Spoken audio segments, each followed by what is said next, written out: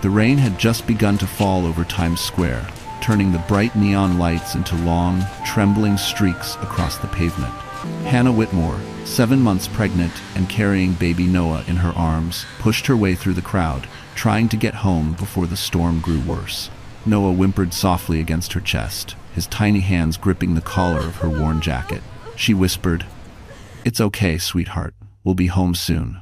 She didn't know that 3 blocks behind her, someone else was weaving through the crowd too, someone with anger pulsing under his skin. Cole Donovan spotted her first. Then Sabrina, dressed in a cream trench coat and holding a designer umbrella, smirked and whispered, "There she is. Don't let her run." They didn't call out her name, they simply moved in. Hannah felt a hand clamp onto her shoulder so hard she almost lost her balance. Before she could turn, Cole yanked her backward. The sudden force made Noah cry out in terror. Hannah tightened her arms around the baby, heart pounding, trying to stay upright. "What are you doing?" she gasped, her voice shaking. Cole's eyes were cold, wilder than usual, as if he hadn't slept in days. "You think you can run around the city pretending to be some innocent wife? You think people can't see how pathetic you look?" Sabrina stood beside him, lips curled in amusement. Her phone was already out, recording. "Smile for the camera, Hannah. Show everyone how dramatic you can be." Hannah felt her stomach twist. "Please, not here, not in front of Noah. Maybe this will teach you to stop embarrassing me," Cole snapped. Before she could speak again, he grabbed a fistful of her hair and yanked so violently her knees buckled. Pain shot across her scalp, and tears streamed down her face. Her free arms struggled to protect Noah. As she fell halfway to the ground, people nearby turned. A couple of tourists hesitated, phones lifting into the air. A young woman shouted, "Hey, stop, she's pregnant." But Cole didn't stop. He dragged Hannah closer, her hair twisted around his fingers. Noah screamed, terrified. Hannah cradled him desperately, whispering, "Mommy's right here, Mommy's right here," even as her own body trembled uncontrollably. Sabrina leaned over Hannah with a bright, cruel smile. "Look at you, a mess. Cole was stupid for ever marrying you."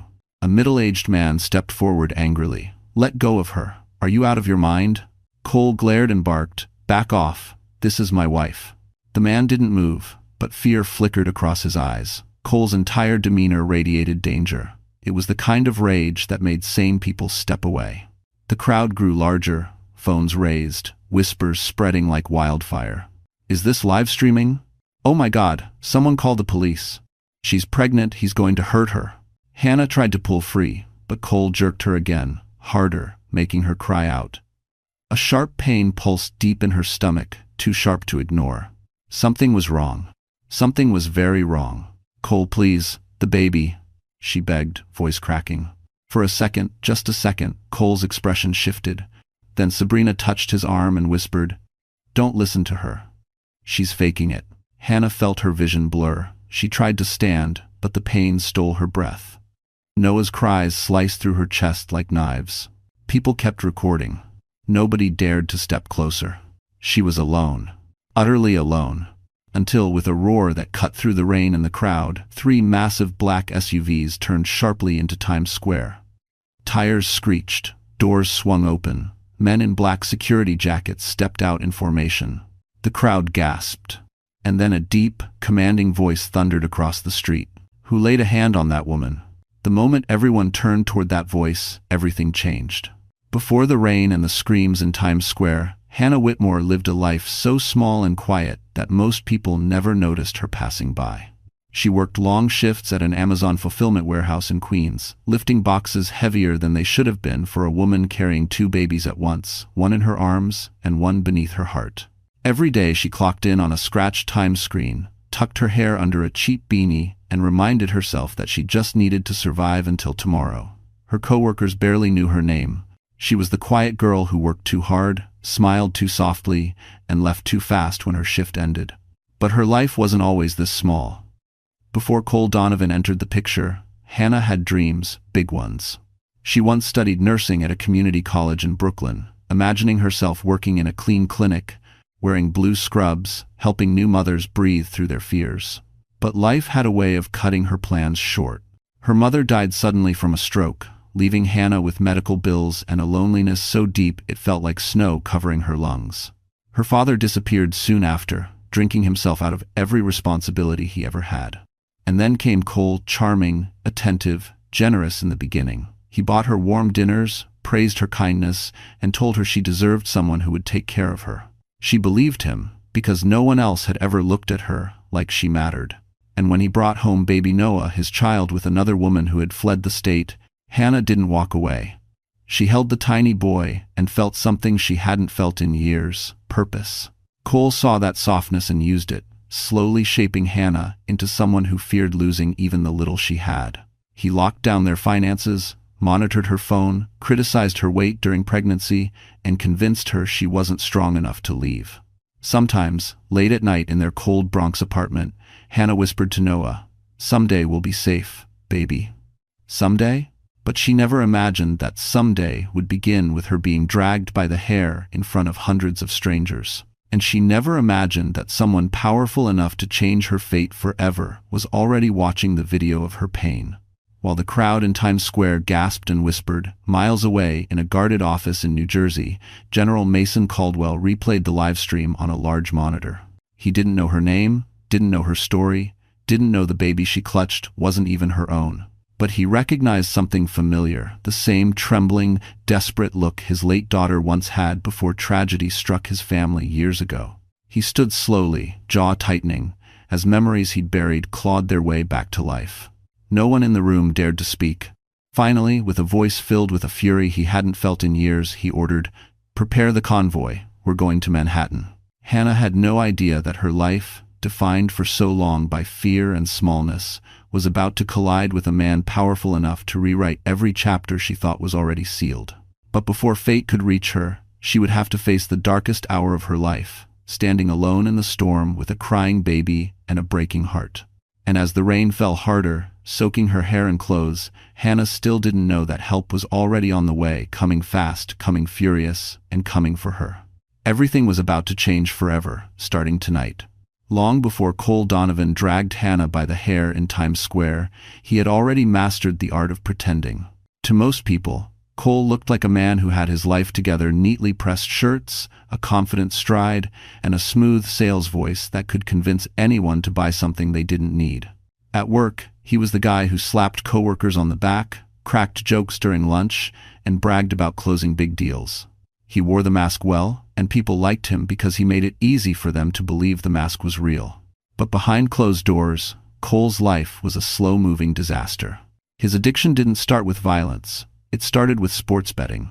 A few dollars here, a few wins there, and suddenly he felt alive in ways he didn't understand. The thrill became a need, and the need became a habit he couldn't control. He told himself it wasn't a problem. He told himself he would pay it back. He told himself he was smarter than the system.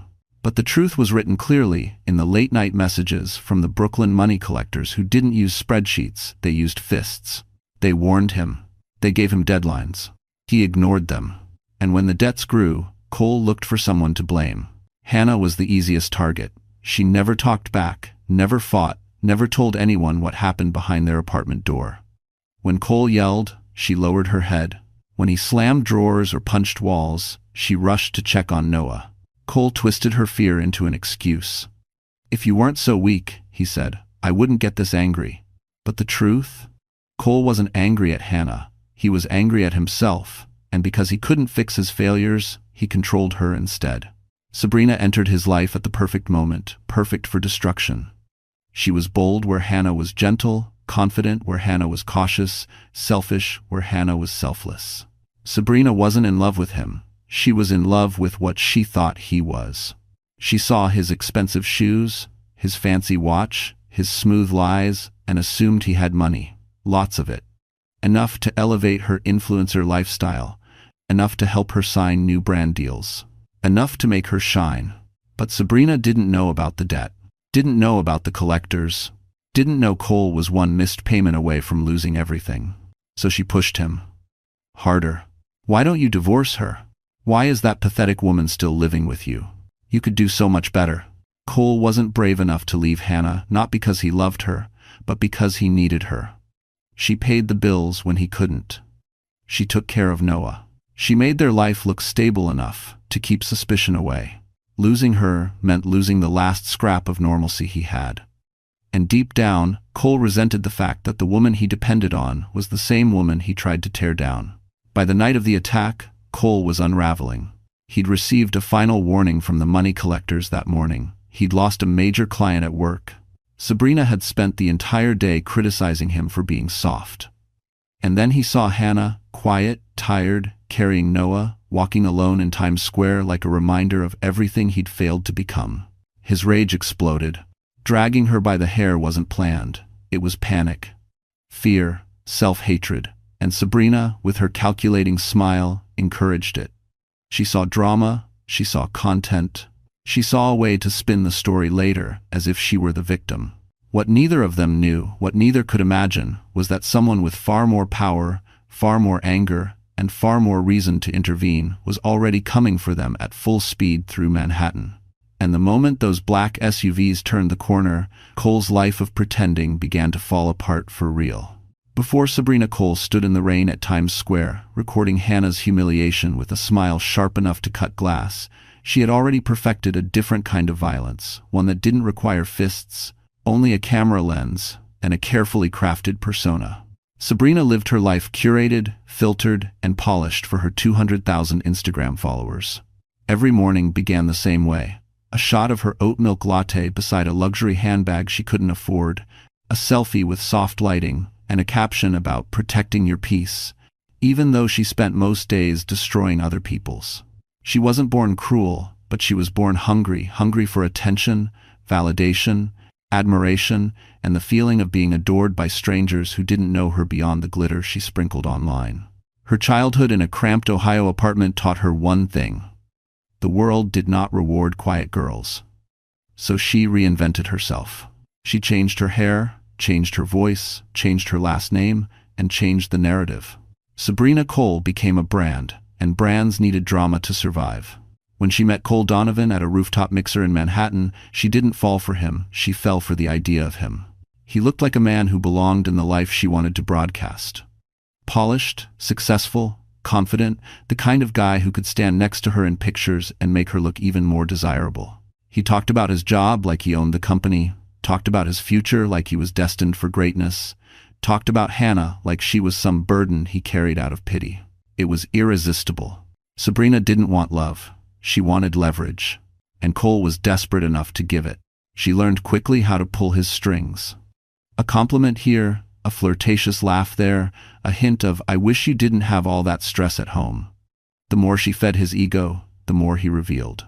The more he revealed, the deeper her claws sank in. Soon, Cole was showing up at her apartment almost every night, venting, lying, boasting, and unraveling.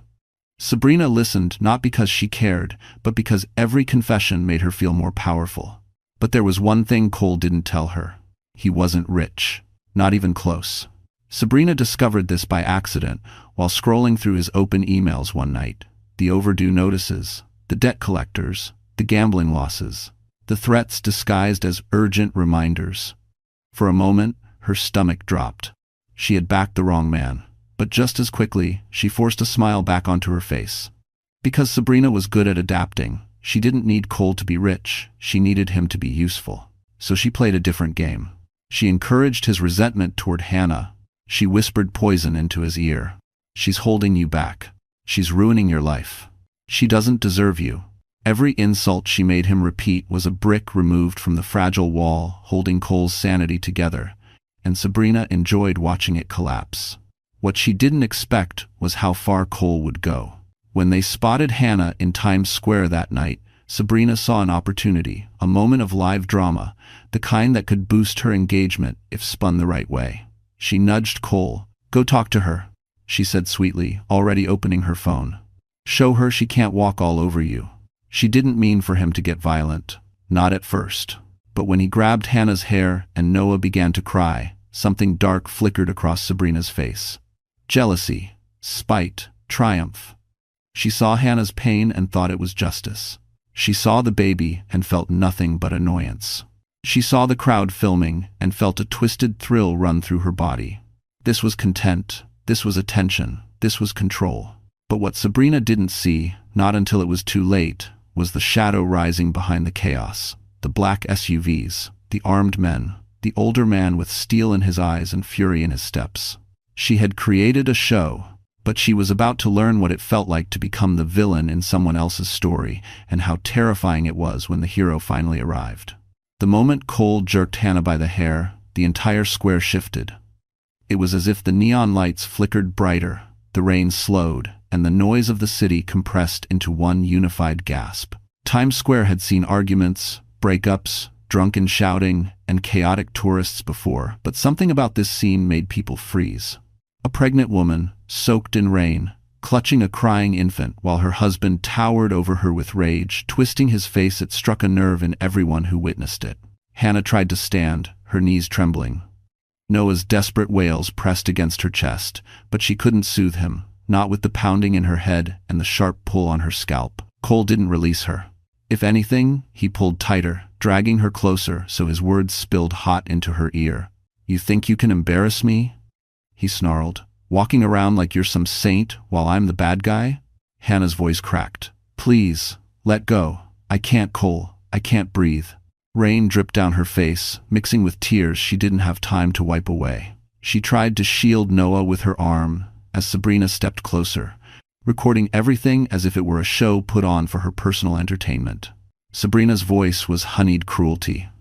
"Look at you, Hannah, drama queen, acting like the world is ending." A passing teenager muttered, "What the hell, she's pregnant, dude." Another yelled, "Yo, somebody call the cops." But no one got close enough to intervene. People always feared getting involved when rage looked this feral. Cole turned and barked at them. "Mind your business." The intimidation worked. A few stepped back. Sabrina lowered her phone for a moment. "You're making us look ridiculous," she hissed at Hannah as if she were the victim. "You should be grateful Cole even keeps you around." Grateful. The word sliced through Hannah like a blade.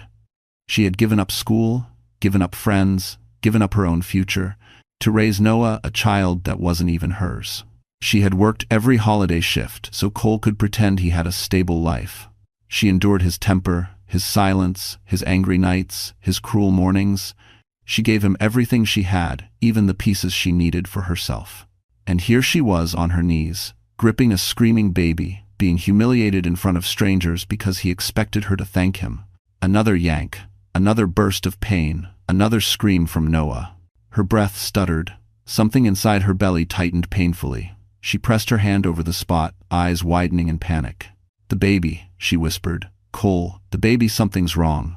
"Stop lying," he barked. "Anything to play the victim." "You're hurting her," a woman shouted. But Sabrina laughed. "She plays this card every time." Every time? No, this was different. Hannah knew her body. She knew this ache wasn't normal. It wasn't fear. It wasn't stress. It felt like danger. Her vision swam. She swayed forward, clutching Noah, trying to crawl away, but Cole grabbed her wrist so tightly she gasped. His eyes were wild, fueled by frustration, pressure, and the growing realization that his life was falling apart. Then someone in the crowd screamed, "He's gonna hurt the baby. Do something." Phones lifted higher. People murmured, voices rising, fear growing. And then, a sharp honk, a screech of tires. Headlights flashed across the wet pavement. 3 black SUVs slid into formation at the edge of the plaza, engines rumbling like thunder rolling in. Doors opened in unison. Crisp, sharp, practiced, men in tactical jackets stepped out. Not cops, not security guards, something more disciplined, something more dangerous, something that made Cole finally loosen his grip. Sabrina's phone lowered an inch. Who are they?" A figure stepped out of the center SUV, tall, broad-shouldered, moving with authority that commanded the entire square. Times Square fell into silence as the man's voice boomed across the plaza. "Who hurt that woman?" Hannah looked up through blurry eyes and saw the moment everything in her life shifted. The moment the commanding voice roared through Times Square, something inside Hannah snapped, not in fear, but in exhaustion. Her body had pushed as far as it could, holding Noah against her chest, absorbing Cole's rage, enduring Sabrina's taunts, and trying to stay upright in the freezing rain. But the surge of adrenaline that had kept her going was fading fast, and the pain in her abdomen sharpened like a blade twisting under her ribs. She swayed, struggling to focus on the man approaching through the blur of neon and rain. He looked older, powerful, dressed in a dark overcoat that moved with the wind, flanked by two men in tactical gear. People instinctively stepped aside as he passed, as if they sensed something in him: authority, danger, purpose. But Hannah couldn't hold on to the sight. Her knees buckled again, and she lowered herself to the ground, curling protectively around Noah. His tiny fists clutched her shirt, his cries softening into panicked whimpers. "Mommy's here," Hannah whispered, voice shaking. "I'm right here, baby." Her breath hitched. Another wave of pain rolled through her belly, stronger than the last. She pressed her hand against her side, stunned by the pressure growing inside her. Something was wrong. Something was terribly wrong. She tried to call out, but her voice cracked into nothing. Cole, noticing her collapse, took a half-step back, panic flickering across his face. The armed men were almost on them now, their boots splashing through puddles. The older man's jaw clenched when he saw Hannah on the ground. "Move away from her," he ordered, voice deadly calm. Cole froze. Sabrina blinked in confusion. The crowd held its breath. "I said move," the man repeated, sharper this time.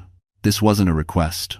But before Cole could speak, one of the tactical men positioned himself between Cole and Hannah, forcing him back with a single firm gesture. Cole lifted his hands as if to defend himself, but the man's stare made his arms fall limp at his sides. Hannah tried to focus on the older man as he knelt beside her. Rain beaded on his silver hair. Up close, his eyes were a storm of grief and fury.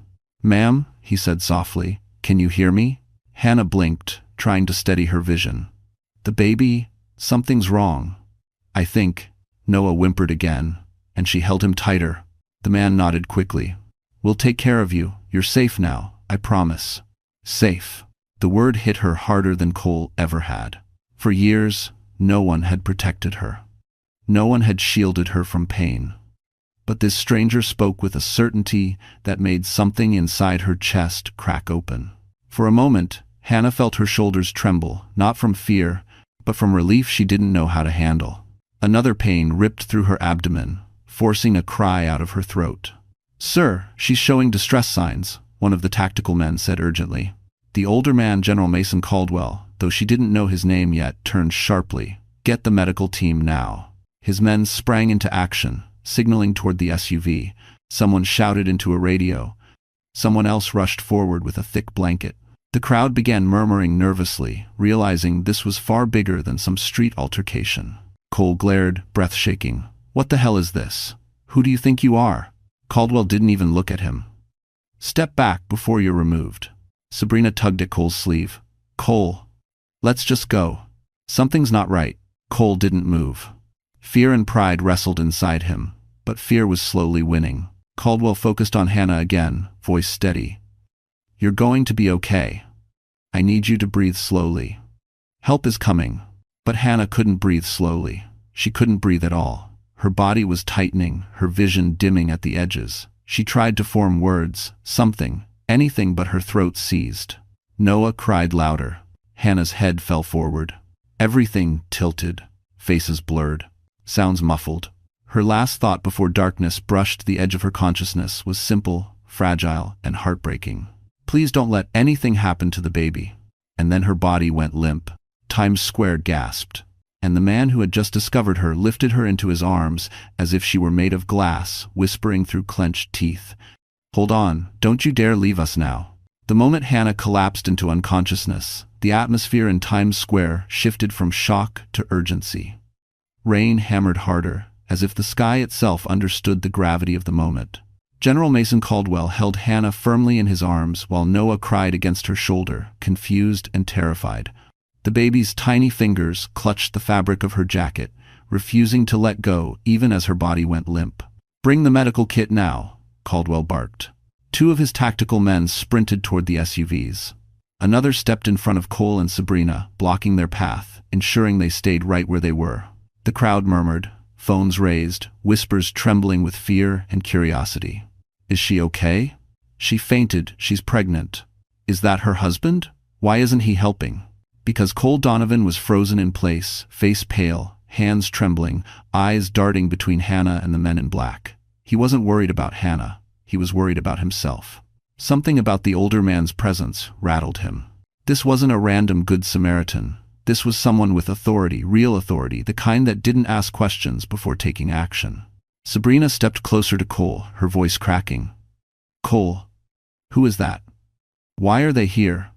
Why are there so many of them?" Cole swallowed hard but didn't answer. His mind was spinning. He recognized the insignia on the tactical jackets: private security, high level, military trained. He'd seen similar units guarding politicians and government contractors. These weren't rent-a-cops. And their leader? Cole had seen that face before.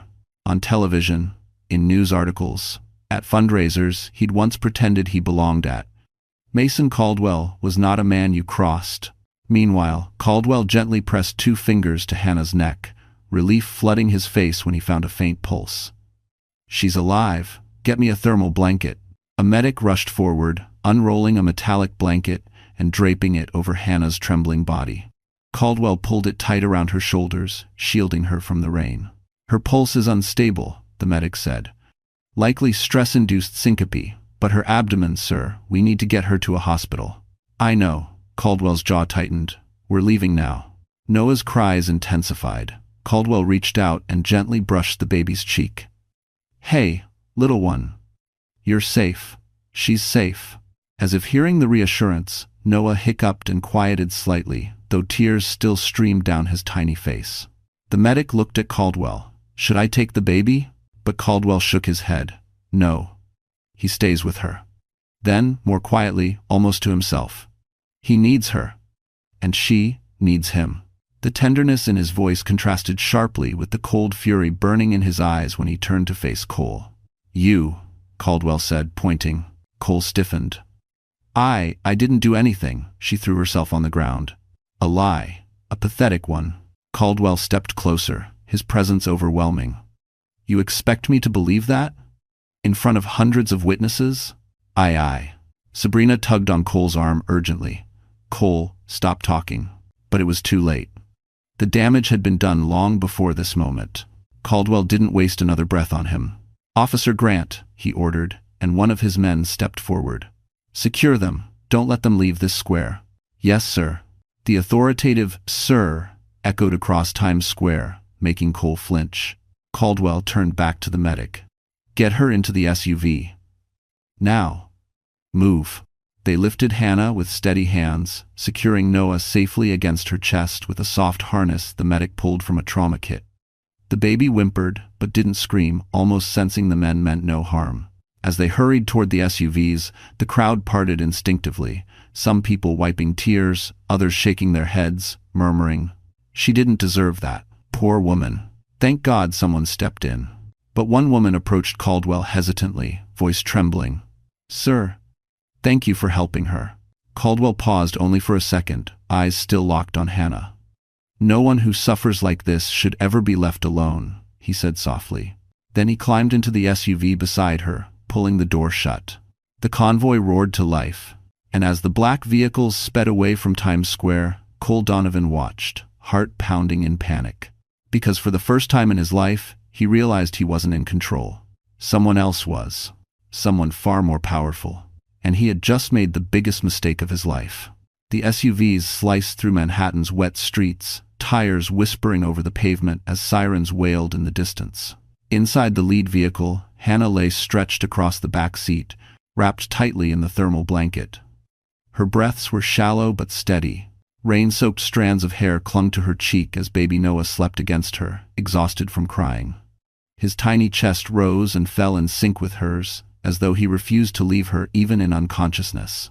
General Mason Caldwell sat beside them, one hand braced on the seat, the other hovering protectively near Noah. His jaw was still clenched with the force of barely contained rage.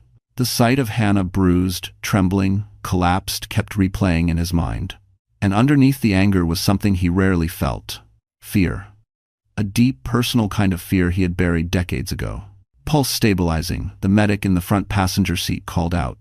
"Breathing's improving. She's responding well to the oxygen." Caldwell nodded but didn't relax. "Hospital ETA?" "4 minutes, sir." 4 minutes. It felt like an eternity. He studied her carefully, not just her condition, but her face. There was something hauntingly familiar about her. The softness around her eyes, the shape of her cheekbones. Something that whispered of a face he had once loved more than life itself. For a moment he wondered, no, it couldn't be. But the thought clung to him like the rain clinging to her clothes. "She's strong," the medic said, noticing Caldwell's expression. Most people would have gone into shock. Caldwell's voice was low, tight. She shouldn't have had to be strong tonight. Outside, Manhattan blurred by in smears of red and gold neon. The rain drummed relentlessly against the windows, each drop like a warning. Inside the second SUV, Officer Grant kept his phone to his ear. "Yes, sir. The suspects are still on site. NYPD's arriving now. No, we haven't let them leave." Caldwell said to hold them until further notice. Cole's panicked voice could be faintly heard in the background. "I didn't do anything. She's lying. Everyone's lying." Sabrina's voice followed, higher-pitched, trembling. "This wasn't supposed to happen. I didn't know they were. Whatever they are." Back in the first SUV, Noah whimpered softly. Caldwell reached out, resting his palm gently on the baby's back. The child immediately relaxed. It startled him, this instant trust. Almost like the boy sensed something. "She's waking," the medic said suddenly. Caldwell leaned forward as Hannah's eyelids fluttered. Her lashes trembled. She let out a small, broken sound as consciousness tugged her back. "Hannah," Caldwell said quietly, deliberately using her name, the one he'd overheard from the crowd. "You're safe. You're in my vehicle. You're being taken to a hospital." Her eyes cracked open just slightly. "Noah?" she whispered. "Right here," Caldwell said, guiding her hand to the baby's back. "He's okay." Her fingers curled instinctively around Noah's blanket. Relief washed across her face, though her features remained tight with pain. "Who are you?" she murmured. Caldwell hesitated. "A man who saw what happened, and a man who couldn't stand by." Hannah blinked, struggling to focus on him. "Why? Why did you help me?" There were 1,000 answers he could have given. None fit. None explained the fierce protectiveness pulsing through him, or the strange familiarity she stirred inside his chest. "Because you needed someone," he said simply. "And because no one should ever be treated the way you were." Tears welled in her eyes, silent ones, fragile ones. She tried to wipe them, but her arm trembled. Caldwell gently caught her hand. "Don't strain yourself. Just breathe." The SUV turned sharply, slowing as the hospital entrance came into view. Bright lights glowed through the storm. "We're here," the medic announced. As the doors opened, paramedics rushed toward them with a stretcher.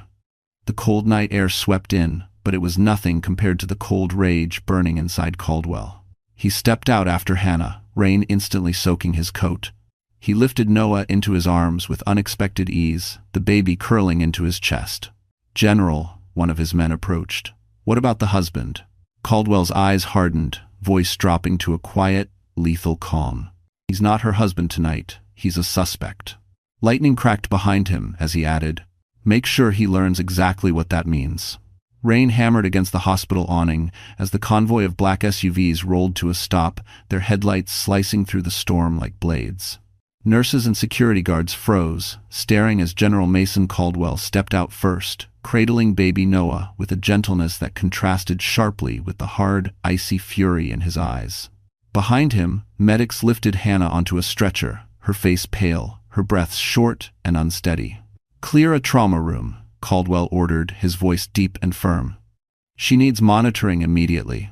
The hospital staff moved fast, his tone left no room for hesitation. They pushed the stretcher through the sliding doors, weaving between startled visitors and nurses rushing to assist.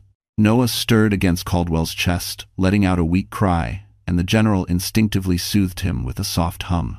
It was the kind of sound a father might make, or a grandfather, a sound that surprised even him the moment it left his lips. One of his security officers jogged up behind him. "Sir, NYPD has arrived at Times Square. They've detained both suspects." "Good," Caldwell said without looking back. "Keep them there. I want statements taken from every witness." "Yes, sir." Inside the hospital, the fluorescent lights buzzed quietly. Caldwell followed close behind the stretcher, watching every move the doctors made. They transferred Hannah to a trauma bed, checking her vitals, placing monitors around her belly. A young doctor approached him quickly. "Sir, are you family?" The question hit him harder than he expected. "Family?" He looked at Hannah, so fragile, soaked from the rain, clutching at consciousness. He hesitated. The truth felt too complicated. "I'm the one who brought her in." The doctor nodded. "We'll take it from here. She's stable enough, but we need to monitor her for stress-induced contractions. The baby seems okay, but we won't know everything until we run ultrasound." Noah whimpered again. Caldwell shifted him slightly, and the child settled into his shoulder. "Is there somewhere I can wait with the boy?"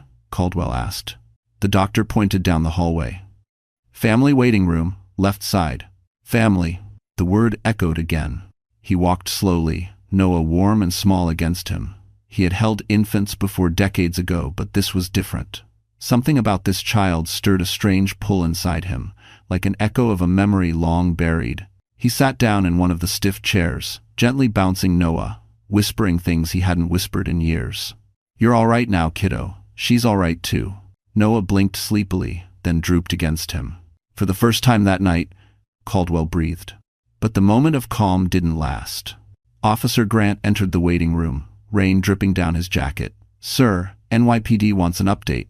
Also." He hesitated. "We looked deeper into the suspects. You'll want to hear this." Caldwell's expression hardened. "Go on."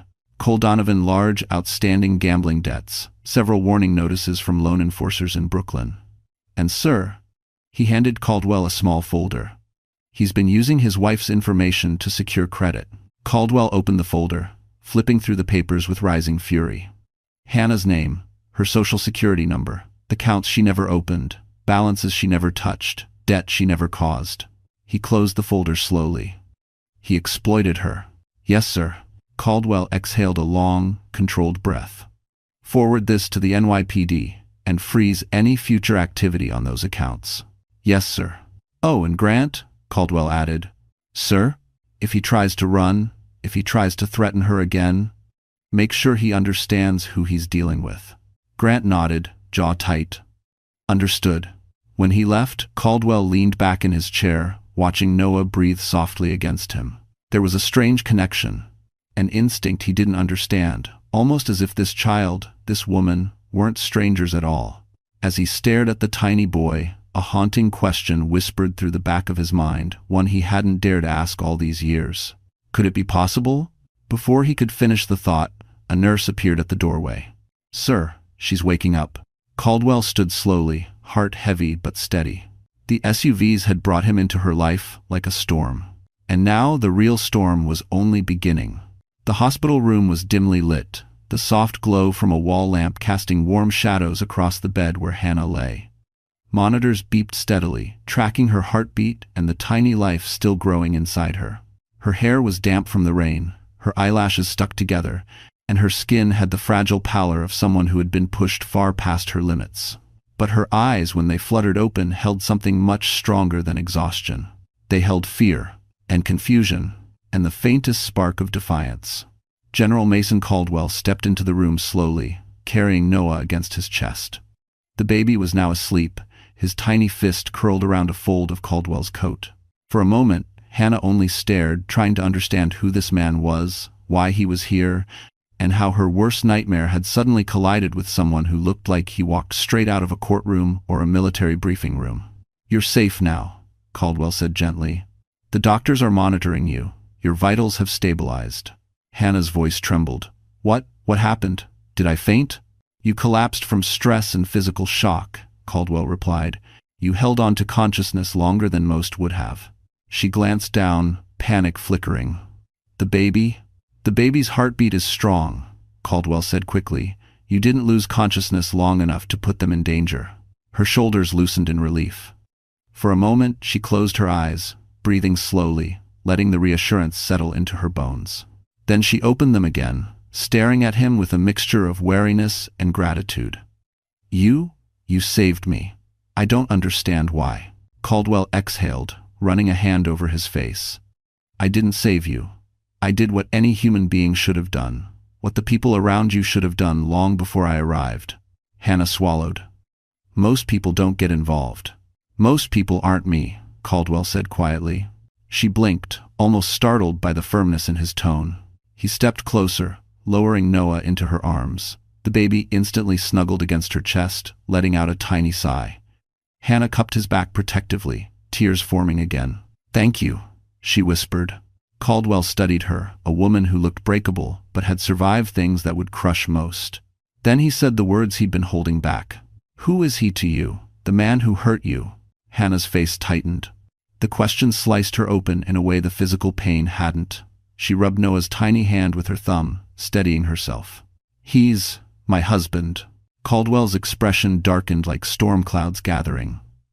"A husband doesn't do that." "I know," she whispered, "but I don't have anywhere else to go. And Noah," her voice broke, "he's not even my child. I'm raising him because someone had to." Caldwell's breath stopped. Not her child. The idea tumbled inside his mind, striking old memories, old shadows, old grief he thought he'd buried.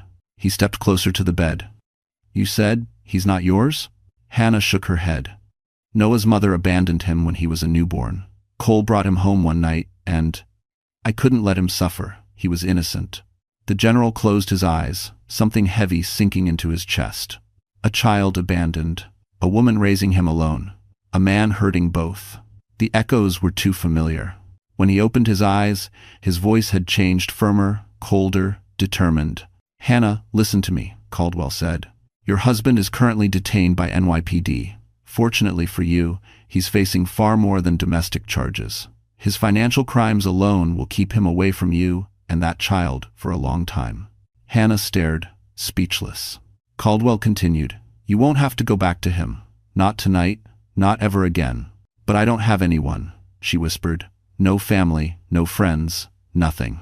Caldwell stepped closer, meeting her eyes with a gravity that made her breath hitch. "You do now." Her eyes widened. Before she could speak, an officer knocked urgently on the door. "General, the suspects are demanding to speak with you. Both of them." Caldwell turned, his expression darkening into something deadly. "Good," he said. "It's time they understood exactly what they've done." And as he stepped out of the room, Hannah clutched Noah tightly, feeling for the first time in years that she wasn't facing her nightmare alone. The hospital hallway smelled faintly of antiseptic and rain-soaked clothes. Fluorescent lights buzzed overhead, casting a pale glow over the gathering of officers, nurses, and two very nervous suspects who had no idea what was about to hit them. Cole Donovan paced in a tight circle, drenched from the storm, hair plastered to his forehead. His hands twitched like he was fighting the urge to either run or lash out. Sabrina stood slightly behind him, mascara streaked down her cheeks, clutching her designer handbag as if it could protect her from consequences. "I want my lawyer," Cole snapped at an NYPD officer. "This is harassment. I didn't do anything wrong." The officer cocked a brow. "You assaulted your pregnant wife in the middle of Times Square. There are videos. Hundreds of them." Cole's jaw tensed. "That woman is dramatic. She faked it. Enough." The single word cracked through the hallway like a gunshot. General Mason Caldwell stepped forward, shoulders squared, coat still dripping from the rain. The force of his presence instantly silenced the space. Every officer instinctively straightened. Sabrina's breath hitched. Cole froze, turning pale. He pointed a shaking finger. "Who are you to talk to me like?" "You know exactly who I am," Caldwell said, voice quiet but lethal. Cole swallowed hard. Yes, he did know. Caldwell had appeared on enough national broadcasts and military panels for his face to be unmistakable. A decorated general. A man known for dismantling entire trafficking rings, for taking down corrupt corporations, for facing dangers that made hardened soldiers tremble. A man whose charity organizations were whispered about with respect and whose wrath was something no one wanted. Sabrina found her voice first. "General, sir, this is all a misunderstanding." Cole didn't hurt her. She just fell. Caldwell's dark eyes snapped toward her. "Is that the lie you're going with?" he asked. "After live stream footage captured your boyfriend, or whatever you call him, dragging a pregnant woman by the hair while holding an infant?" Sabrina's lips parted, no sound coming out. Caldwell stepped closer to her, lowering his voice. "Your phone was recording. You didn't intervene. You didn't help. You enjoyed it." Sabrina trembled. I panicked. No, Caldwell said coldly. You performed. Cole lunged forward. Stop talking to her like that. You don't know anything about us. Officer Grant held him back easily. Caldwell turned fully to Cole, eyes narrowing. I know this, he said. You are a man who preys on those weaker than you. You used your wife's name to open fraudulent accounts. You hid gambling debts. You abandoned your child. He's not my kid, Cole burst out. The entire hallway went silent. Caldwell's expression sharpened. Say that again. He's not my kid, Cole barked, chest heaving. That brat isn't mine. He was dumped on me, and she kept him like some charity project. Caldwell took one slow step forward, then another. His voice dropped to a chilling whisper. You left that child with a woman you abused and expected her to raise him alone? Cole blinked, thrown off. What? What does it matter? He's nothing to me. Something inside Caldwell finally snapped, not in a violent way, but in a way far more dangerous. A deep, consuming wrath he hadn't felt in years. Officer, he said, not taking his eyes off Cole. Place him under arrest for financial fraud, identity theft, reckless endangerment, and domestic assault. Cole shouted, You can't do this. This is illegal. I didn't do. You did all of it. Caldwell cut in. And more. As officers handcuffed Cole, Caldwell leaned in close, voice razor-sharp. You hurt a woman who never had a chance to defend herself. You endangered 2 children, and now you will face every consequence you have spent your life outrunning. Sabrina whimpered, edging backward. Sir, please, I didn't know. Officer, Caldwell said, detain her for questioning. Her recording will be needed as evidence. As Sabrina was led away, she shot Cole a look of pure betrayal, because when the storm finally hit, Cole didn't try to help her either. When the hallway emptied, Caldwell stood alone, gripping the back of a chair to steady himself. Noah wasn't Cole's child. A woman abandoned. A baby abandoned. The past was repeating itself. But this time, he would not fail. He turned toward Hannah's room, determination carving itself into his features. This time, he would save them. Both of them. Sabrina Cole sat in the small hospital consultation room, with her back pressed to the wall, legs crossed tightly, nails digging into her own skin. Her mascara-streaked eyes darted around like a trapped animal searching for an exit. The room felt claustrophobic, too quiet, too bright, too honest. There were no followers here, no filters, no flattering angles. Only reality, and it was uglier than any unedited photo she'd ever deleted. Officer Grant stood guard by the door, arms crossed. Ma'am, stay seated. I'm not going anywhere, Sabrina whispered, though her foot tapped violently against the floor. I can't believe this is happening. The officer didn't respond. He'd seen her type before, people who crumbled the moment consequences arrived. Sabrina hugged her designer bag tighter, as if clutching it could remind her she was somebody, that she mattered. That her life hadn't just burned to ash in front of thousands of streaming viewers. Her thoughts spiraled. The videos, the comments, the hashtags already forming in the digital abyss. Number, Times Square assault. Number, Justice for Hannah. Number, Stop the abuse. She imagined her face rain-smeared, smiling while Hannah suffered frozen forever online. A villain in HD. Her stomach twisted. Can I at least make a phone call? Sabrina asked shakily. Officer Grant frowned. Not until we finish questioning you. But I need to manage the narrative before. You're not here for PR, he cut in. You're here because you were complicit in an assault. Sabrina's breath hitched. Complicit. The word tasted poisonous. The door swung open, and General Caldwell stepped inside. Sabrina's spine snapped straight, her fear magnified tenfold. General, sir, please. I didn't know what Cole was going to do. I thought he just wanted to talk to her. Caldwell didn't blink. I saw the footage. Sabrina's throat tightened. It's not what it looks like. It is exactly what it looks like, he said sharply. She flinched. Caldwell circled the small table, every step quiet but heavy with judgment. He stopped directly across from her, hands clasped behind his back. You encouraged him, Caldwell said. Your voice is clearly recorded. You mocked her. You recorded her pain like entertainment. I panicked, Sabrina insisted, voice rising. I didn't mean for it to go that far. So you filmed it? Caldwell asked. Because panic makes people take out their phones? She swallowed. I didn't want to get involved physically. You didn't want to help, Caldwell corrected. There's a difference. Sabrina's lower lip trembled. She always acted like she was better than me. Hannah? Caldwell asked, eyebrow lifting. The woman who works warehouse night shifts and raises a child that isn't hers? The woman who barely has $1 to her name? You thought she was better than you?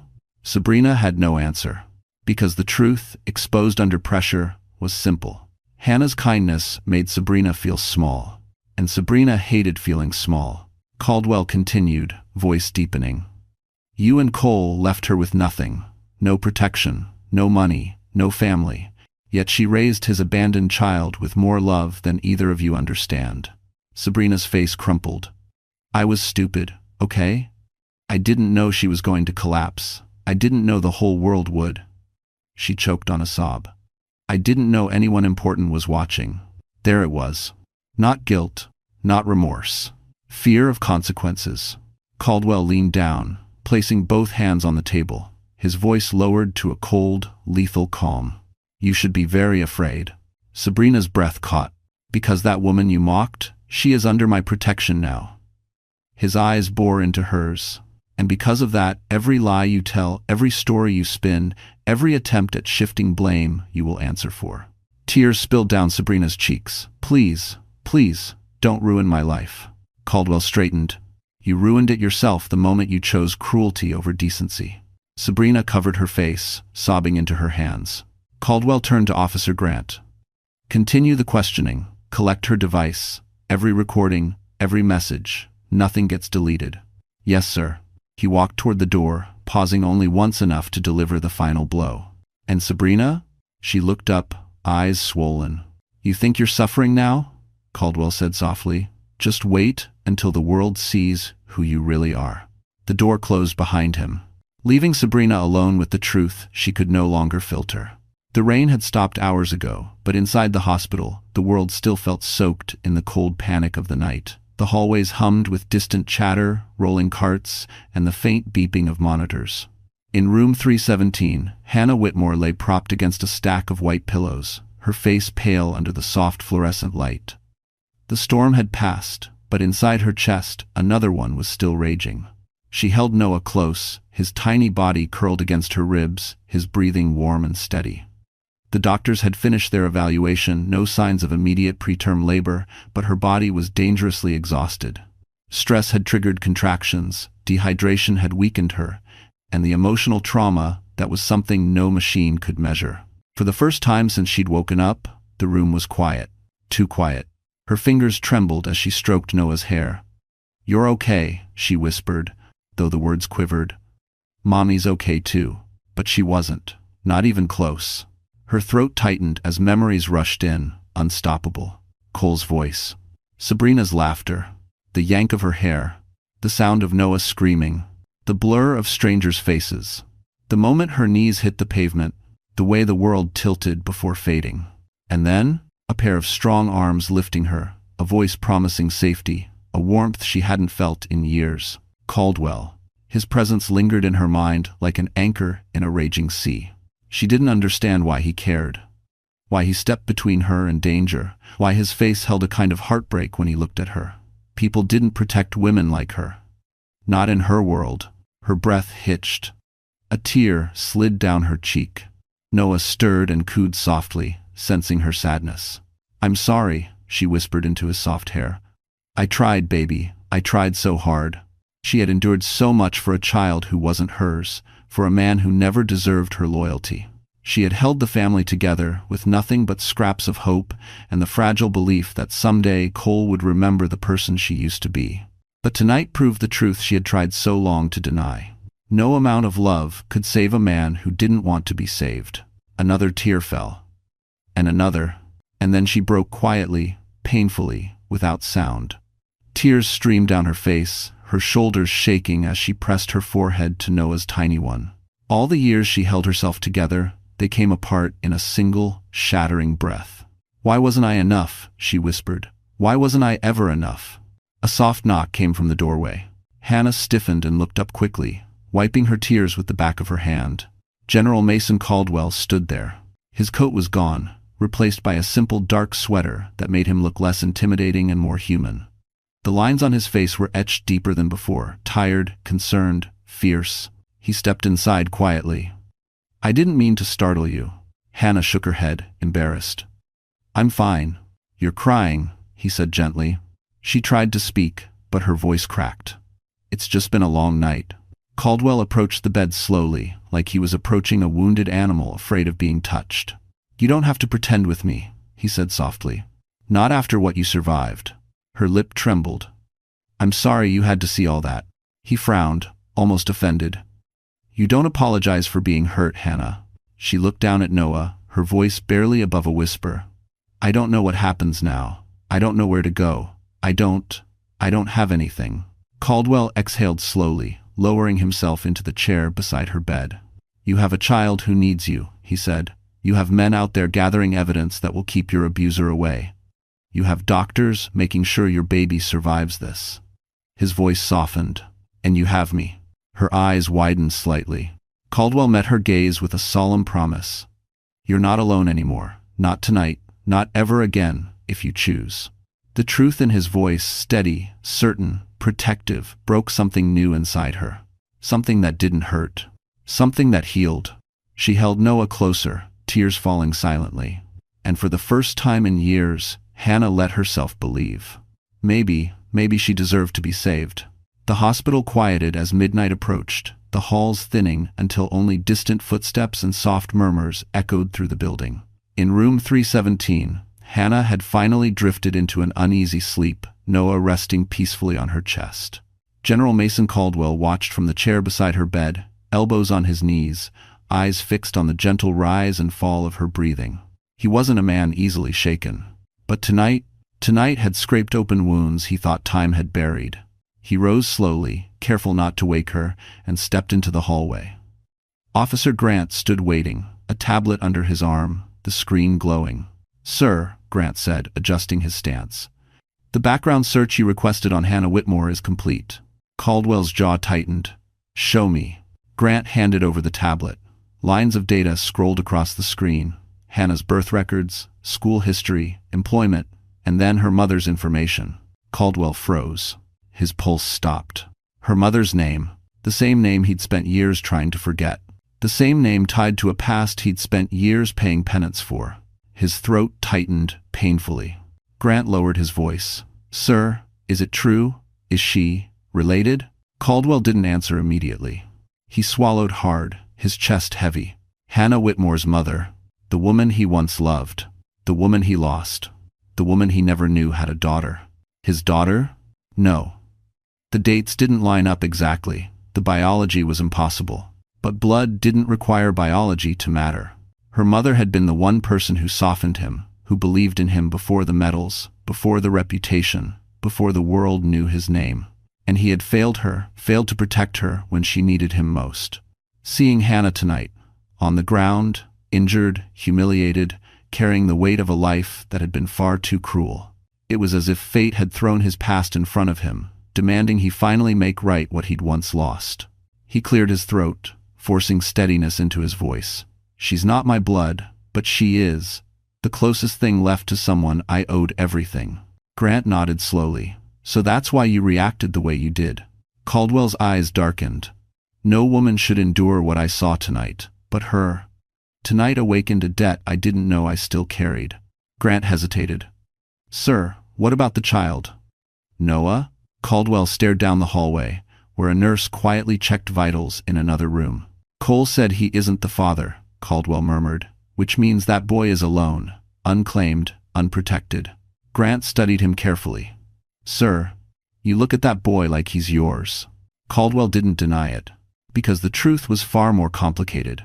He remembered the way Noah calmed instantly in his arms, the way the infant curled into him as if he recognized something Hannah didn't. Life had a strange way of connecting souls before minds understood why. Caldwell lifted his gaze. "I don't know where that boy came from, but I know who he belongs with." "Hannah," Grant said. "Hannah," Caldwell agreed, "and if she'll allow it, I'll ensure neither of them spends another night afraid." Grant straightened. "Sir, NYPD is asking how you want to proceed with Cole Donovan." Caldwell inhaled slowly, the hard lines of his face sharpening. "I want every charge documented, every witness interviewed, every second of that video preserved. He doesn't get to wiggle out this time. Not with a good lawyer, not with excuses. Yes, sir. And Sabrina Cole, Caldwell added. Keep her under watch. She's already trying to manipulate the narrative. I can feel it. Grant nodded. We confiscated her devices. Nothing gets deleted. Good. Caldwell rubbed his temples. Tomorrow, I want a full financial report on Hannah. Every debt, every account Cole opened in her name, everything. We'll get it, Grant said. Caldwell looked back toward Hannah's door, and a rare softness crossed his face. She's been fighting alone for too long, he said quietly. That ends now. Grant allowed himself the smallest, rarest hint of a smile. Understood, General. As Caldwell pushed open Hannah's door again, the dim light washed over her sleeping form. He stood there in silence, watching over her like a silent sentinel. For the first time in decades, Mason Caldwell felt something unfamiliar but powerful. Not duty, not obligation, something closer to purpose. A chance to save someone who still had a future. A chance to make right what life once tore from him. A chance to protect not a soldier, not a mission, but a woman and a child who deserved far better than the world had ever given them.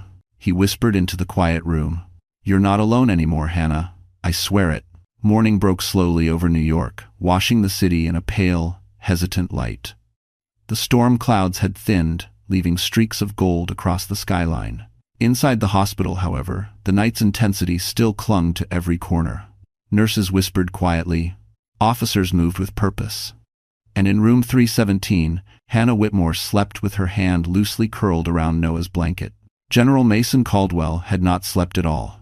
He stood in the hospital cafeteria, staring at the steaming cup of black coffee he hadn't touched. His mind wasn't on the drink.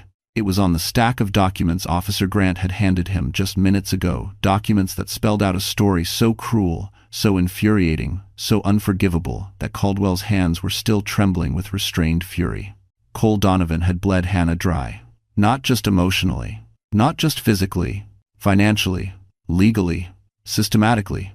Grant stepped into the cafeteria, tablet in hand, face tense. Sir, the full investigation into the fraudulent accounts is complete. You need to see this. Caldwell inhaled sharply. Give me the summary. Grant tapped the screen. Cole opened 14 credit lines under Hannah's name, maxed out 9, defaulted on 4, and he forged her signature on at least 17 transactions. Caldwell's jaw tightened. How much debt is she carrying? Grant hesitated. $68,000, sir. The cup shattered in Caldwell's hand before he even realized he'd tightened his grip. Coffee splashed across the floor. A nurse gasped. Grant stepped back instinctively, but Caldwell didn't apologize. Didn't even look down. $68,000. A warehouse worker. A pregnant woman. A woman raising a child that wasn't even hers. Living in a cramped Bronx apartment, starving herself to feed a baby. Walking to work in the rain to save subway fare. And all while Cole drained her life behind her back. Grant continued cautiously. Sir, there's more. Caldwell looked up, eyes colder than steel. Go on. Grant slid the tablet toward him. Phone data shows repeated threats from Cole, pressuring her to work more hours. Messages suggesting he demanded she earn back the money he lost gambling. Caldwell's breath shook once, only once. And Cole attempted to take out a loan using Hannah's social security number the morning of the attack, Grant added. The lender flagged it as suspicious due to her income. Caldwell closed his eyes. This wasn't manipulation. It was exploitation. Pure, calculated exploitation. A predator preying on a woman too gentle, too overwhelmed, too isolated to defend herself. Grant lowered his voice. Sir, with your permission, I'd like to push for felony charges. Push, Caldwell growled. You'll bury him. Grant swallowed. Yes, sir. And freeze every one of those accounts, Caldwell added. Hannah will not be paying a cent of that man's sins. It's already done. Caldwell picked up a napkin slowly, wiping the coffee off his hand. When he finally met Grant's eyes, his voice was low and controlled. I want Cole prosecuted on every possible count. Fraud, identity theft, domestic assault, endangerment of a minor, and anything else that applies. Grant nodded sharply. Understood. And after, Caldwell said, his voice dropping even further. I want a full legal path to secure Hannah's financial independence. Debt forgiveness, protection orders, custody rights. Grant blinked. Sir, you're fighting for her like she's family. Caldwell stared at him for a long moment. Then he admitted quietly, she's the last connection to someone I failed a long time ago, and I won't fail her. A silence settled between them, heavy but resolute. Then, a nurse rushed into the cafeteria, breathless. General Caldwell, she's awake and asking for you. Caldwell's expression softened instantly, all the hardness draining into something warmer, deeper, protective. He straightened his shoulders. Take me to her. As he followed the nurse through the hallway, his steps steady and purposeful, one thought echoed through his mind. She would never carry another burden alone. Not while he was alive. Not while he had breath, power, or a heartbeat left to give. Tonight, the truth surfaced. And now? Now came the reckoning and the rebuilding. Sunlight crept gently through the half-drawn blinds of room 317, washing the walls in soft gold. Hannah sat upright now, her back supported by pillows, Noah resting in her lap. The baby's small fingers curled around the edge of her hospital gown, as if anchoring himself to her. She stroked his cheek absent-mindedly, her thoughts distant and heavy. When the door opened, she flinched, not because she expected Cole, but because she expected more bad news. Instead, General Mason Caldwell stepped inside. His presence filled the room instantly, not with intimidation, but with something steady, grounding. He carried no weapons, no authority in his hands, only a folder and a look she couldn't decipher. "Morning, Hannah," he said softly. She lowered her gaze. "I didn't know you'd come back." "I told you I wouldn't disappear," he answered. Something warm flickered behind her ribs at that. He approached slowly, giving her space, and sat in the chair beside her bed. Noah looked up, blinking sleepily at the tall figure, then reached a hand toward Caldwell, babbling faintly.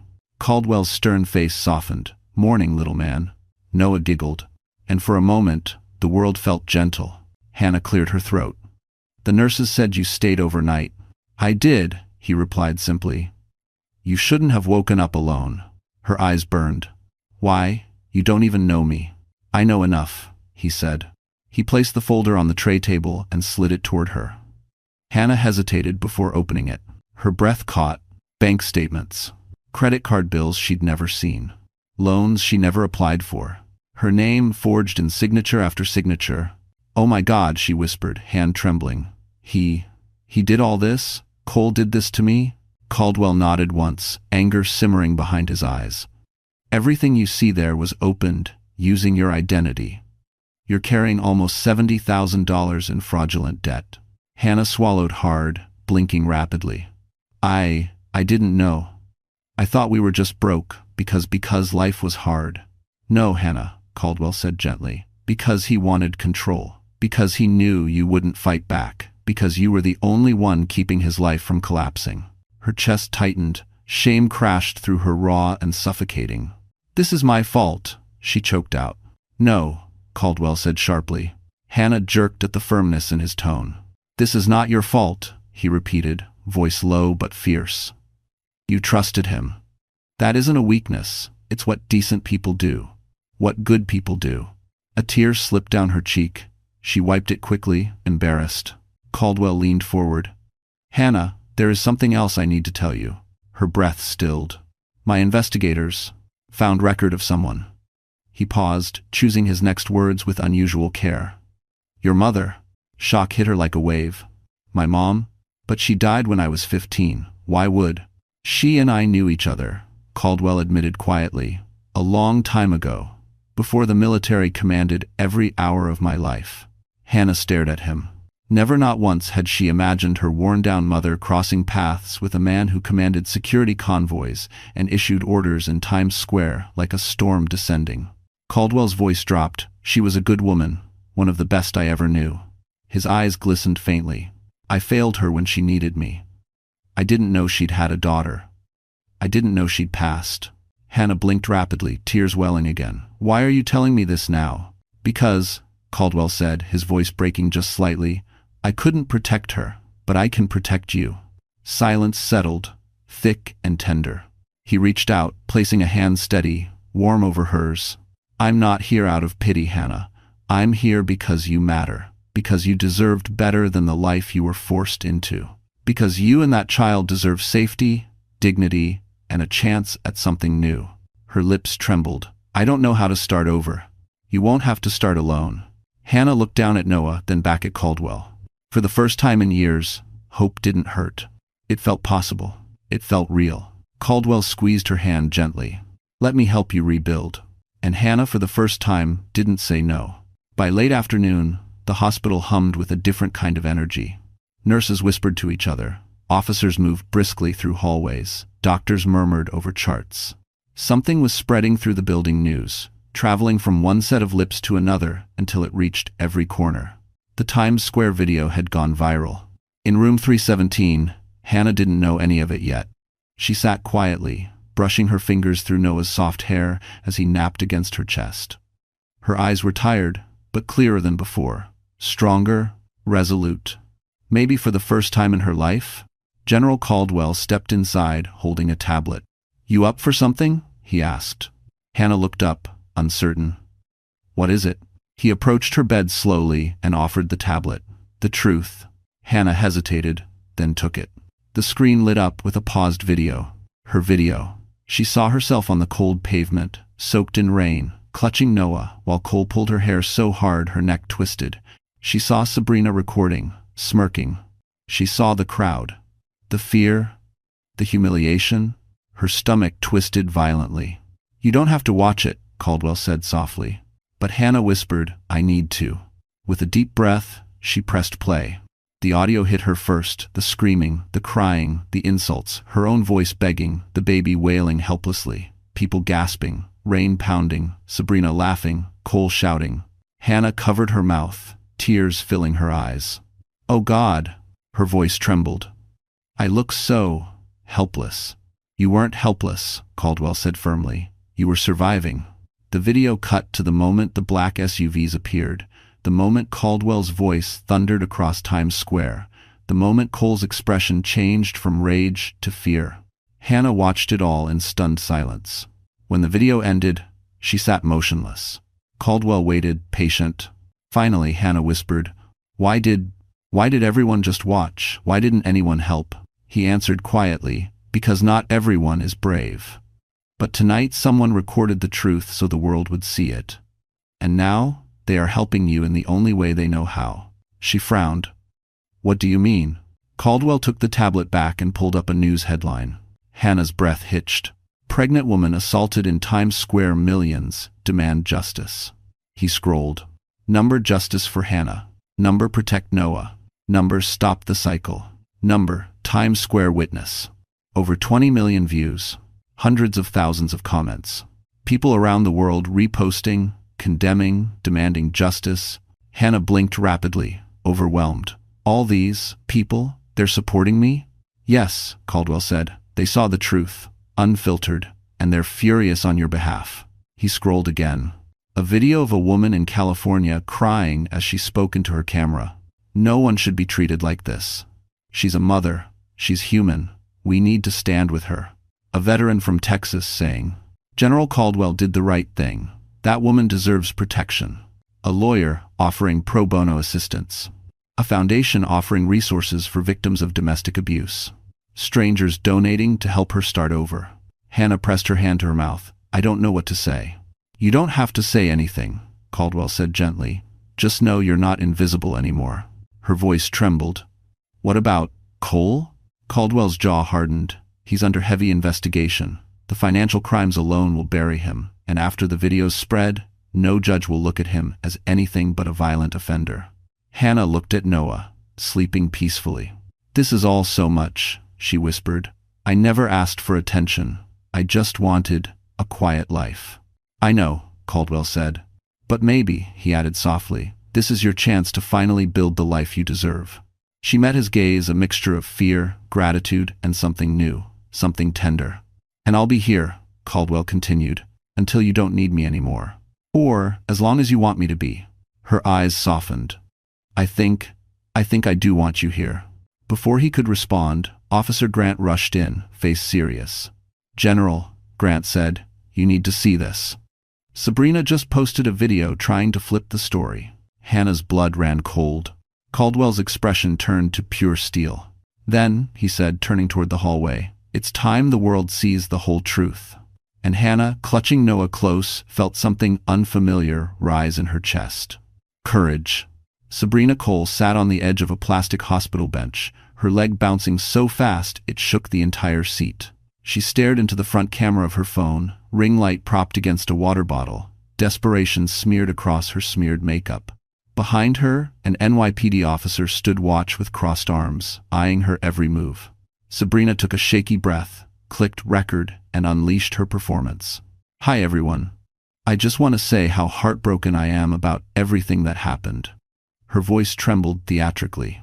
The woman in that video, Hannah, she misunderstood everything. Cole never meant to hurt her. He's a good man. A practiced sniff. A fake tear. A tilt of the chin. She fell. She slipped on the rain. And Cole, he tried to help her, but social media twisted it. The officer rolled his eyes. Sabrina kept going, voice rising with dramatic emphasis. "I'm begging you all, please don't destroy our lives over a misunderstanding. We're the real victims here." She ended the video with a broken sob and hit post, then looked up at the officer. Breathless. "There. Now the truth is out."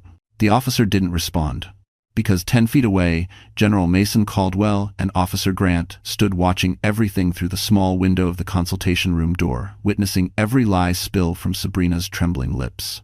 Caldwell's jaw flexed. Grant whispered, "Sir, what do we do about this?" Caldwell exhaled slowly. "We wait." Grant frowned. "Wait for what?" But Caldwell didn't answer. Instead, he turned away, heading down the hallway toward room 317, where Hannah sat holding Noah, unaware of the firestorm building online. When Caldwell entered, Hannah looked up from the bed, worried. "Is everything okay?" He shook his head. "Sabrina just released a video lying about the attack. She's claiming you slipped. That cold didn't hurt you." Hannah's breath caught. "People won't believe that, right?" Caldwell hesitated, then sat beside her. "Some will. People like easy stories, clean stories. Stories where the abuser is a hero and the victim is confused." Her face tightened, hurt flickered across her eyes. He leaned closer. "But this time, Hannah, the world is on your side." He pulled out the tablet, refreshed the feed, and handed it to her. Her heart pounded as she saw it. Sabrina's video had exploded online, but not the way Sabrina intended. 26,000 comments. Most furious. Some sickened. Others sarcastic. Millions of viewers were stitching her clip with evidence, angles, witness recordings, timestamps. Side by side, comparison videos exposed every lie. Someone had slowed down the footage frame by frame, showing Cole's fist gripping Hannah's hair. Showing Sabrina smirking as she filmed. Showing Hannah's knees buckling. Showing Noah's terrified wails. Every pixel of cruelty was undeniable. One stitched video displayed the words, "We saw what we saw. You can't lie your way out of this." Another, "Sabrina, sweetie." The rain didn't pull her hair. Hannah's lips parted, stunned. "People, they're defending me?" Caldwell nodded. "They're defending the truth." He scrolled further. Celebrities, lawyers, women's advocacy groups, even a U.S. senator. The condemnation was universal. Sabrina's followers were dropping by the thousands every minute. Her sponsorships gone. Her brand deals canceled. Her reputation obliterated. Grant appeared in the doorway, breathless. "General, sir, you might want to see this too." He held out his phone. Caldwell took it. On the screen was a statement from the NYPD's official account. "We have confirmed the assault on Hannah Whitmore. Sabrina Cole is under investigation for complicity and obstruction." A second update appeared moments later. "Cole Donovan has been formally charged." Hannah gasped. "It's real? It's happening?" "It's happening," Caldwell said quietly, "and it's only the beginning." Down the hallway, officers entered the consultation room, where Sabrina sat, scrolling frantically through the comments attacking her. "Ma'am," one said, "you need to come with us." Her face went white. "What? Why? I didn't do anything." But this time, there was no performance to save her. No followers to protect her. No Cole to hide behind. As they escorted her out, cameras flashing from onlookers, Sabrina cried out, "This isn't fair. I'm the victim. Caldwell watched her pass the doorway of room 317. He didn't hide the cold steel in his voice. No, he said, you're not. When she disappeared around the corner, Hannah exhaled shakily, clutching Noah closer. What now? She whispered. Caldwell looked at her, really looked at her, with a mixture of determination and something softer. Now, he said, we rebuild your life. And no one will ever hurt you again. The next morning, light spilled into room 317 with a gentleness that felt almost unreal. Hannah sat upright with Noah nestled against her, the baby finally calm after a long night of chaos. She stroked his tiny back, whispering soft reassurances, words she herself wasn't sure she fully believed yet. A knock sounded on the door. Before she could answer, it opened, and a tall figure stepped inside. Not General Caldwell. Someone younger, broader, with calm, steady eyes that held no pity, only respect. Miss Whitmore? The man asked in a warm baritone. Hannah stiffened. Yes? He stepped forward with quiet confidence, offering a small, reassuring smile. I'm Ethan Ward. General Caldwell sent me. She blinked. Oh, are you with his security team? Used to be, he replied. Now I work privately for him. He asked me to help with your case. Then, after a beat, and to make sure you and the baby are safe. His presence was different from Caldwell's, less intimidating, more grounding. He radiated something she hadn't felt from a man in a long time. Gentleness. Stability. Kindness without motive. Ethan pulled up a chair and sat beside her bed, giving her space. General Caldwell thought someone closer to your age might be easier to talk to. Hannah let out a breath she didn't know she'd been holding. He's been very kind. Ethan nodded. He thinks the world of you. Her cheeks warmed. He doesn't even know me. He knows enough, Ethan said softly. That made her look away. He reached into his jacket and pulled out a file thinner than the ones Caldwell had shown her. I've been reviewing Cole Donovan's charges with the DA's office. Hannah's stomach knotted. Is he still in jail? For now, Ethan said, and probably for a long time. Charges are stacking fast. Your testimony won't be the only one. There are witnesses, videos, and financial crimes that go beyond anything you ever knew about. She lowered her gaze. I don't want to see him again. You won't, Ethan assured. We're securing a protection order today. And General Caldwell has already arranged legal support for you. Tears stung her eyes again, never far away these days. Why? She whispered. Why would any of you help someone like me? Ethan tilted his head gently. Someone like you? Hannah, you survived years of abuse. You raised a baby that wasn't even yours. You worked 2 jobs while fighting battles alone. That doesn't make you weak. That makes you extraordinary. Her breath wavered. No one's ever said that to me. You deserve to hear it, he said simply. A long silence followed, quiet, but not uncomfortable. Then Ethan cleared his throat softly. There's something else I need to tell you. Cole, he's not getting bail. The judge denied it this morning. Hannah's hand froze mid-stroke on Noah's back. He's staying locked up? Yes, Ethan said. And tomorrow morning, you'll be assigned full temporary custody of Noah. Her eyes widened. But he's not. I know he's not yours biologically, Ethan said gently. But you're the only parent he has, and the only one he trusts. Emotion crashed over her like a wave. Fear, relief, gratitude. Ethan leaned closer, his voice soft. You're not losing him, Hannah. You're finally getting the right to protect him. She pressed her lips together, fighting tears. And, he added, General Caldwell has arranged housing for you, temporary at first, but safe, clean, far from the Bronx. You'll never go back to that apartment. Hannah inhaled sharply. I don't know how to thank you. You don't have to, Ethan replied. Just start living like someone who deserves peace. He stood slowly. I'll be outside if you need anything. But before he reached the door, Hannah spoke. Ethan? He paused. Yes? She swallowed. Why are you helping me? Really? He turned back, his expression warm, sincere. Because, he said softly, anyone can see you're worth protecting. And because you shouldn't be afraid of good men forever. Her breath stilled. No one had ever said anything like that to her. Not once. Ethan nodded gently. We'll talk again soon. And as the door clicked shut, Hannah felt something unexpected settle in her chest. Not fear, not shame, not pain, but the first quiet spark of something she hadn't dared hope for: a future. 3 weeks later, the winter sun shone over Jersey City with a brightness that felt almost symbolic, like the universe itself was trying to give Hannah Whitmore a new beginning. She stood at the large living room window of her new apartment, looking out at the Manhattan skyline stretching across the river. Noah sat in a cushioned playpen behind her, babbling happily as he smacked a soft toy against the mesh. The apartment wasn't extravagant, but it was warm, clean, newly painted, and safe. Safer than anywhere she'd ever lived. A small vase of daisies sat on the counter. Ethan had brought them this morning, just because. Her name was finally off every fraudulent debt Cole had created. She had temporary full custody of Noah. A legal case was underway to ensure his future. And for the first time in years, when she woke up, she didn't feel fear waiting at the edge of the bed. She felt possibility. A soft knock echoed from the door. Hannah turned, heart fluttering not with dread, but with something gentler. When she opened the door, Ethan Ward stood there holding a grocery bag in one hand and a folder in the other. The cold wind ruffled his dark hair, but his smile stayed warm. "Good morning," he said. Hannah felt her cheeks warm. "Morning. You didn't have to bring groceries." "I know," Ethan shrugged. "But you've been parenting a newborn and preparing for court hearings. I thought you deserved a break." He stepped inside, placing the bag on the counter.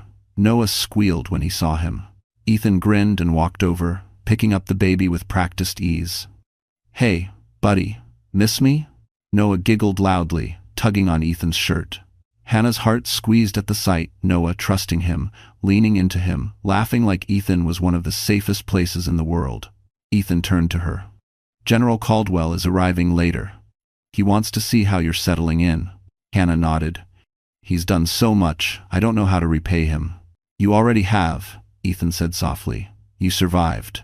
He sees your strength as a tribute to someone he lost." Hannah lowered her eyes. "I'm grateful. More than I can ever say." "You can say it by living a good life," Ethan murmured. She looked up, and for a moment, time stilled. He cleared his throat and handed her the folder. "Your court date is confirmed. With the evidence we've gathered, it'll be quick. Cole won't be getting out anytime soon." A wave of relief washed through her. "Thank you." Ethan hesitated, then spoke more quietly. "There's something else." Her heart thumped. "What is it?" He glanced toward the window, gathering confidence. "After the case is settled, we'll be assigning you long-term support. Housing, therapy, financial resources. But I want to offer you something, myself." Hannah blinked. "Yourself?" His eyes softened. "I know you're healing. I know you need time. I'm not asking for anything right now, but if after all this you ever feel ready, I'd like to take you out. Properly. A real date, no pressure. Just two people who've survived hard things, giving each other a chance." Hannah's breath caught, not fear, not panic, just warmth. "I didn't think anyone would ever want." Her voice cracked. "Someone like me." Ethan stepped closer, still holding Noah. "Someone like you?" "Hannah, you're one of the strongest people I've ever met, and the kindest, and the bravest." Tears slipped down her cheeks, but these weren't the old tears of pain. "I'd like that," she whispered. Maybe when I'm ready." Ethan smiled, the kind of smile that made her chest ache in the best way. "Whenever you're ready," he said, "I'll be here." Just then, a deeper voice came from the doorway. "That," said General Caldwell, stepping inside with a rare, warm expression, "is exactly what she deserves." Hannah's heart filled. With gratitude, with hope, with healing she never thought possible. Cole was no longer a shadow in her future. The world had seen the truth. Justice was unfolding. Her life was finally hers. And surrounded by the only two men who had ever protected her without asking anything in return, Hannah whispered what she finally believed. "I'm free." For the first time, the future looked beautiful. So that's it, my wonderful friends, our story closes here. And if you're still with me at this very moment, it means something in this journey touched your heart in a quiet, personal way. Maybe it reminded you of your own strength, or of someone you once protected, or maybe it simply whispered, "You deserve better." Hannah's story teaches us something timeless. No matter how dark life becomes, dignity, courage, and kindness can still lead us back into the light. As Marcus Aurelius wrote, the impediment to action advances action. What stands in the way becomes the way. Her suffering didn't define her, it transformed her. And your own storms can become the very path toward healing and freedom too. If this story stirred something in you, even a little spark, then stay with us. Like, share, and subscribe so we can keep walking through these powerful journeys together. Your presence here matters more than you know, and I'm grateful you didn't walk away.